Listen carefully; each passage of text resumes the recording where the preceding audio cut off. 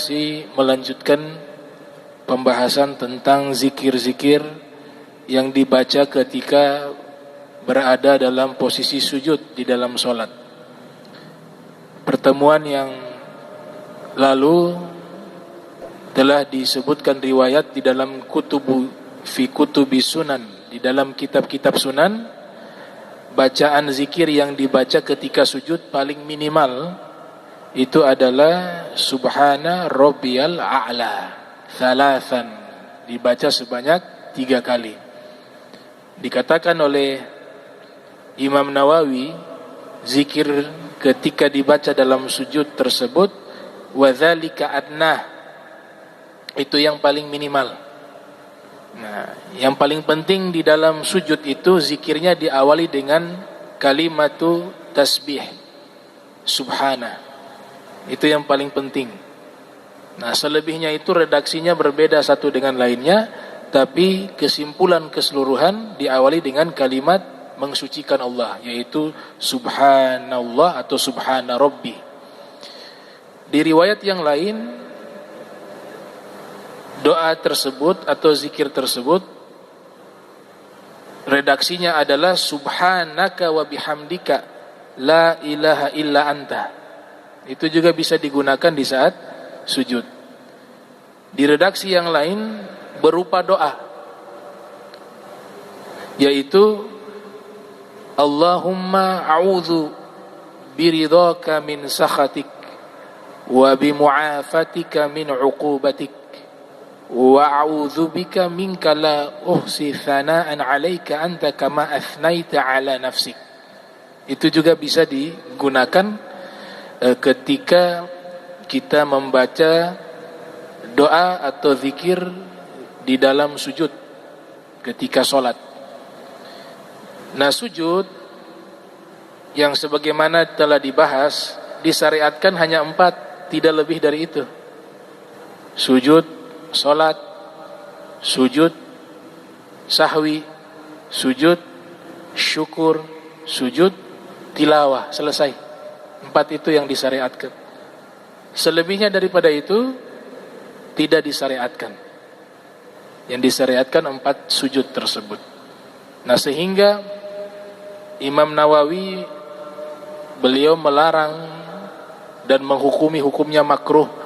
Sudah selesai sujud solat, selesai solat sujud lagi. Itu dilarang oleh Imam Nawawi. Walaupun alasannya karena sebagai bentuk syukur karena diizinkan solat. Nah, definisi sujud syukur itu nikmat yang datang tiba-tiba atau satu rezeki yang sangat besar yang jarang terjadi kemudian dia dapati. Nah, itu sujud syukur. Tapi kalau solat itu berlangsung setiap hari, maka tidak disyariatkan sujud syukur untuk solat. Ya, tidak disyariatkan sujud syukur untuk solat. Ada indal Imam Nawawi. Kalau kita beranggapan itu kan nikmat, memang kita bisa sujud kepada Allah itu satu nikmat. Bisa melaksanakan solat 5 waktu, itu nikmat terbesar karena semuanya Allah yang izinkan, Allah yang berikan rizki tersebut. Namun jika itu kaidah digunakan, maka sama halnya dengan kita makan dan minum juga nikmat dari Allah. Berarti setiap makan, setiap minum harus sujud syukur dong. Nah, tiap hari hanya sujud syukur. Lebih bahaya lagi nikmat nafas. Nafas yang kita hembuskan itu nikmat dari Allah. Berarti setiap kita berhembus atau menghembuskan nafas, maka sunnahnya sujud syukur. Itu sudah tidak kemana-mana kita, hanya habis dalam bentuk sujud syukur. Makanya ulama mengatakan sujud syukur hanya disunnahkan ketika mendapatkan nikmat yang tiba-tiba, yang jarang terjadi. Di situ disunnahkan sujud syukur. Adapun nikmat yang sudah berjalan setiap saat, seperti bernafas, makan, minum, sholat 5 waktu, maka tidak perlu disujud syukur daripada nikmat tersebut. Itu definisi yang disampaikan oleh Al-Imam Nawawi dalam kitab Al-Majmu' ala Syarhil Muhadzab. Kemudian doa lainnya, dan ini tadi dikatakan doa itu yang kita baca ketika sujud Bukan hanya doa tersebut, bisa doa-doa yang lain bebas. Misalnya kita sujud, kita baca Rabbana atina fid dunya hasanah, boleh, gak ada masalah. Atau Rabbighfirli wali walidayya. Semua bentuk doa bisa dibaca dalam sujud. Dengan catatan menggunakan bahasa Arab. Bahasa Arab. Kalau bahasa asing batal solat. Dilafatkan. Kalau didoakan atau kita berdoa menggunakan bahasa asing tapi tidak ditalaffuz biha, tidak dilafatkan itu, maka boleh.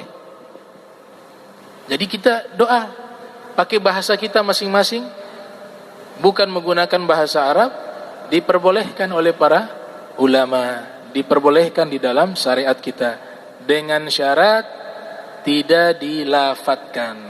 Kalau dilafatkan doanya harus berbentuk bahasa Arab. Yang paling afdol doa yang diajarkan oleh Nabi Muhammad sallallahu alaihi wasallam atau doa yang ada di dalam Al-Qur'an. Itu paling afdol, Al-Qur'an dan sunnah.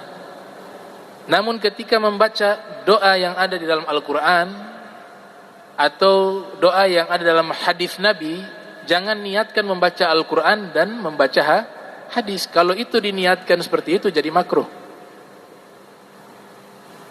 Baca Al-Quran dan hadis, tapi niatnya baca doa. Doa itu sumbernya dari Al-Quran maupun dari hadis Nabi Muhammad sallallahu alaihi wa alihi wa barak wasallam.